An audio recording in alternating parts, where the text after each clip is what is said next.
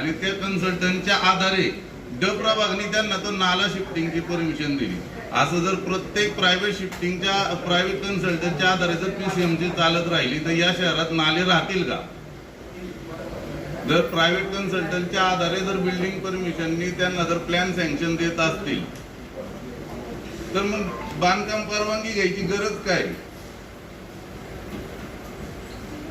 बरोबर आहे ना? जर तुम्ही आज नाल्याचं स्वरूप चेंज करताय, कोणासाठी चेंज करताय? आणि नाला 80 आकारात, पण त्याची आताची सद्यस्थिती अशी आहे की तो नाल्याचं काम पूर्ण झालेलं नाही। आता पावसाळा चालू होणार, त्याच्या लगत अनेक कितीतरी लोक राहतात। मग ते कोणाच्या फायद्यासाठी, म्हणजे एका व्यक्तीचा फायदा करण्यासाठी ते पूर्ण पाणी त्या लोकांच्या घरात सोडणार आहेत का आता? आणि प्रत्येक नैसर्गिक नाल्याची जर छेडछाड करत राहिले प्रत्येक जण, तर या शहराची परिस्थिती कालांतराने काय होईल? एक गणवेश वाटप केले जातं, शालेय साहित्य वाटप केलं जातं। आता ते साहित्य वाटप करण्यासाठी जगदंबा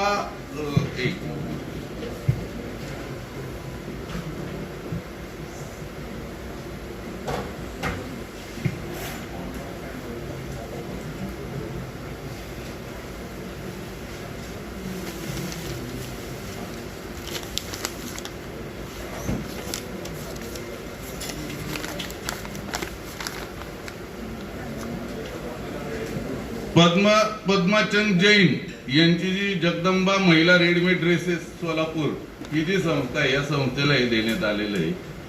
22 एप्रिल 2026 रोजी ठराव क्रमांक 366 नुसार हा ठराव पास झाला। परंतु महाराष्ट्र शासनाच्या GR नुसार 3 लाखाच्या वरती जर कोणती निविदा असेल किंवा 3 लाखाच्या वरती कोणत्या रकमेची जर हे असेल तर ती नियमानुसार त्याची ई निविदा काढणं गरजेचं असतं।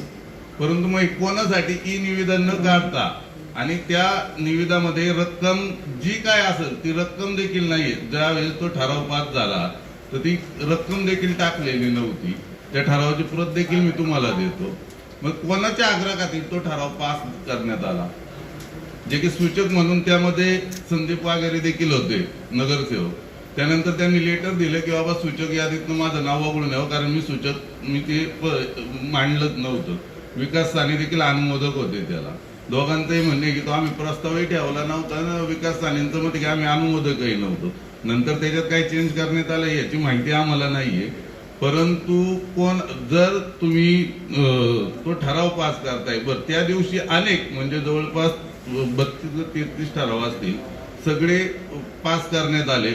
परंतु तो ठराव पास करताना कुठली ई निविदा काढलेली नव्हती आणि त्या ठरावामध्ये कुठेही ती रक्कम लिहिलेली नाही।